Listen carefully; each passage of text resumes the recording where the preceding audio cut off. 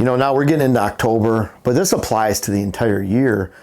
But October so much early season, September, where you're really focusing on that afternoon hunt and getting an unsuspecting buck that's coming out to a food source, and you're either shooting him on the way there or shooting him at the food source. And I want to talk about that setup. It sounds easy, but it's not. You have to understand the entire system of movement for a mature buck. First, he exits his bedding area. Now that's assuming he's there. It's a safe bedding area. It's a safe location where he's been able to really either move into during the whitetail shift from his summer pattern to his fall, or he's there until he leaves to go to his fall location. So hopefully you're hunting that fall location. That's going to give you a lot more opportunity than just hunting early season patterns, because those early season patterns are fleeting. Once they're gone, they're gone. They're not coming back for typically the entire season unless you have major food sources that are still standing that maybe they come back to in December. So that's similar to early season. But in October, you're waiting for those patterns to develop a lot of times. But you have to have that entire system. You have to have safe bedding where he feels secure, he's there. This is what a lot of people don't realize. You have to have safe transition. What I mean by that is when he exits that bedding, I've often referred to it as a bedding area, staging area. What I mean by that, he has that safe spot where he gets out of his bed, he moves into a transition zone where he feels safe, makes a lot of rubs and scrapes, and then moves on. But he's got to have safety. So if he gets to that point and it's all open hardwoods, you remember these deer feed 5 times in a 24-hour period. The third time, which is right before dark, is their most important food source of the day. So if he's getting out of his bedding area, he's got food on his mind. He doesn't want to cross 400 yards of open hardwoods to get to that food source during the daylight. In fact, if that's what he has to cross through, an open field, an open CRP field with no cover, it's lying down, the cover is smashed down, he's not going to do it. He's not going to transition. There's a lot of movements that might still take place that you see in the early season. But because this cover is laying down, open CRP field, cover smashed down, what he felt comfortable walking through in the early season is now a non-cover area of 200 yards he has to cross through. He's not going to cross through it. So he has to have a safe transition, meaning he feels comfortable in thick cover, in security cover, that he can exit his bedding, possibly get into almost like a bedding area, staging area, where he exits, lays down some rubs and scrapes, and then gets out of there. A lot of times you find an area like that. Let's say it's on a ridge on public land, because this doesn't matter if it's public or private, but it's a ridge top on public land. You see a bunch of rubs and scrapes, and you know there's a distant food source, maybe a distant ag field a mile away, a golf course, neighboring private land with bait piles in Ohio, something like that. But he's exiting that public land, and he's traveling through the safe area to get there, and you see all these rubs and scrapes on top of a point. It doesn't mean he's bedding right there. A lot of people are like, well, clustered rubs, it's where he's bedding. First, I want to thank you guys so much for buying and trying our food plot seed blends. Now, I want to introduce to you our Switchgrass blends. And I say blend because we have a southern variety and a northern variety specific to your region. We have a base seed that goes into that that's specific to you. And then we have a couple of moderately height stiffening varieties within there so that we can make sure that your stand of switchgrass stays up longer. Check them out on our website. Thank you guys so much. We've sold seed now in over 40 states, and we really appreciate you trying us out. Check out our switchgrass on our site, www.whitetailhabitatsolutions.com. Look for the adjacent heavy cover, maybe a bench on the other side of the point. So he's bedding down there. He's going up through this point, leaves some sign, and then he heads and hightails it through safe transition, thick cover. And then before he gets to that food source, that's where the real staging area takes place, traditional staging area, where he actually stops in an area, lays down a bunch of rubs and scrapes. Again, that doesn't mean he's bedding there. Typically, those does and fawns are there. He transitions through that safe cover right before food source. That's the staging area. It's very important because he stays there, and when he feels safe, he enters the food source.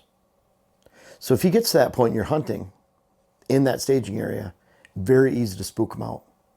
And you're not going to see him anymore then, because once any chain of this, doesn't matter if it's a bedding area, the transition area, the staging area, the secure food source, if any one of those are disrupted and overpressured, then he's not coming back. And that's any part of the chain of movement is spooked. Think about it. You spook out the food source, why is he going to be in the bedding area? He wants to bed somewhere and hit a good food source every single afternoon. So if he has safe transition, if he has a staging area, if he has good bedding, but you're spooking out the food source, why would he be there? His whole goal is to get to that food source around dark. He's hungry. Every deer in the woods is hungry. They've sat all day eating hardwood regeneration, acorns, browse, hard to digest food. They want to go to a high quality food source, consume a lot safely, stay there typically all night, or move on to even an evening food source or dark food source. And if any part of that chain is disrupted, it's very important to remember. That's why hunting a staging area, right here, number 3. Do you hunt a staging area? That's why it's so tough. You know, that thick cover with lots of rubs and scrapes right before food source. Very hard to get into because often does and fawns are bedding there. They've already moved on to the food source by the time that buck gets there. You go in to sit there, you spook them. You know, typically I'm hunting an area right before a staging area. I will put a water hole on private land, of course, 100 yards before a staging area, and then the food is on the other side of the staging area. So we're 150 yards back, 125 yards back. We come in from the side. We're hunting that water hole. Bucks are exiting their bedding area 200-300 yards away, coming through a safe transition, hitting the water hole, safe transition from there to the staging area, and then they're out in the food. If we get closer to that staging area, not only do we blow out the food source and the staging area, but the water hole, the transition, and the bedding area all at once. You have to have this entire system of movement. Light pressure, what do I mean by that? The big test is, can you get in and out of the stand without spooking deer? If they're already there, it's a bedding area. Not a good spot to go into in the afternoon, evening, and set up. If it's on a food source and you can't get out, that's bad too. You spook out everything. So you're looking at, can I get in and out? And that's why a lot of times it's almost like a barbell of movement. Here's the food right here, food source. Here's the staging area. Here's that safe transition. Here's the bedding area, back here. And then maybe you have water in between, right here. If you go into this in the afternoon, likely spook them out. If you go into this in the afternoon, you likely spook them out. If you go into the food source, you spook them out when you get out. So that leaves the transition area, which is a little bit narrower for a stand location or a water hole. A good mock scrape, good natural scrape on the way through. Something they can hit consistently, but you're not going into bedding, you're not going into staging, you're not going into the food. You're going somewhere in that movement between. And that's why that elongated movement is even better. Where, you know, in hill country you have benches, you have inside corners of woods and flat ground, but you're looking for some place you can chip in from the side and through a non-deer area, you know, non-deer. This could be deer back here, you know, random, back in here. But bottom line is you're just chipping away through a non-deer area, getting into a small area and lightly pressuring, always asking yourself, can I get in and out without spooking deer? If you can, great spot to hunt within that entire line of movement. We try to develop several lines of movement like that on a property that all relate to each other. You have one big bedding area, bucks might bed on one side or the other, but they're going one direction or the other. You can come in from different ways. So that way you're developing multiple areas that you can hunt with different winds. What's interesting, let's say you had a similar movement up here of, you know, food, maybe the same food source bedding over here. Why would that buck be down here versus up there? Well, if you're getting wind going this direction and you choose to hunt a stand here because you have safe wind, they're moving in front of you then, he's there because he can also scent check this entire area on the inside of the movement on his way to the food source. So especially during the rut, he can cruise, he can send us downwind. So he's on that side the same reason you're on that side. He can scent check, you're on the outside of that, so he can't scent check you.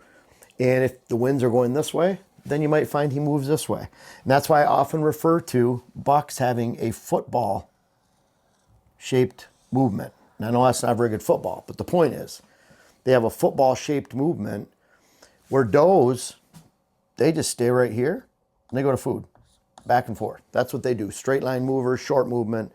Bucks have that football or elongated movement that gets them into one spot based on the wind. So light pressure. Can you get in and out without spooking them? Just tapping into the side. And then ultimately, like determines every hunt that I set other than the opening days of gun season is what's the weather doing? Why am I going into that, into a proven setup like this that has the bedding area, the staging area, the food source, transition areas in between?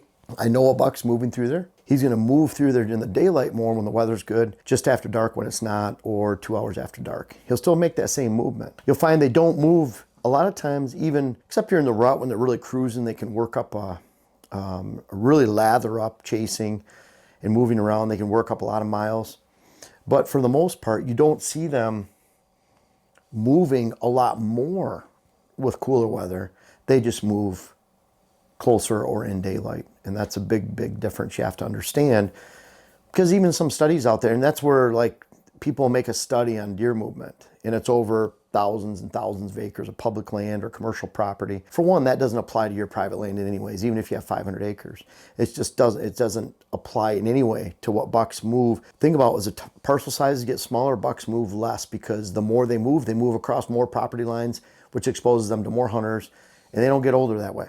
So they sit tight on smaller properties compared to the huge magnified movements that they have on public land, big movement lands.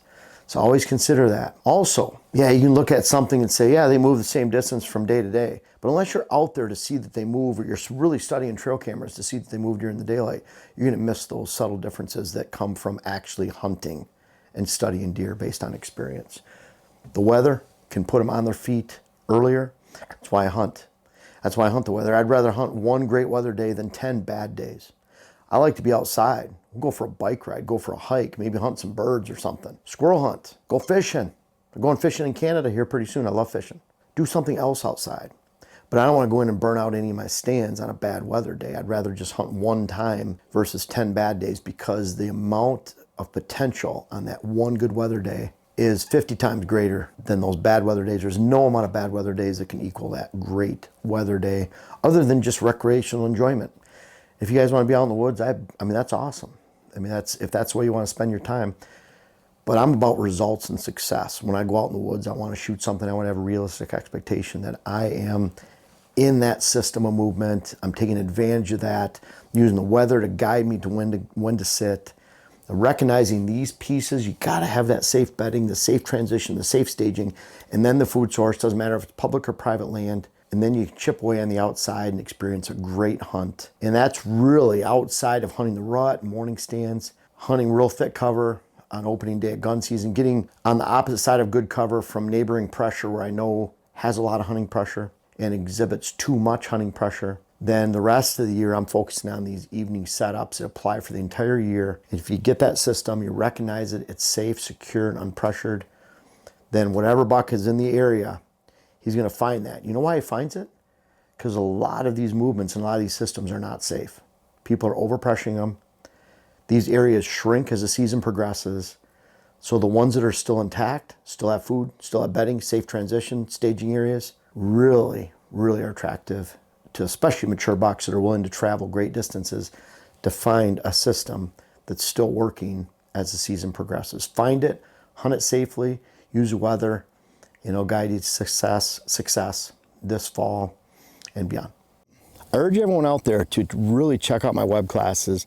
They've been wildly successful. We have one that details how you should design your land, another one that details how you should plant and maintain and manage a food plot program. How can you make those decisions that fit your land specifically and not someone else's?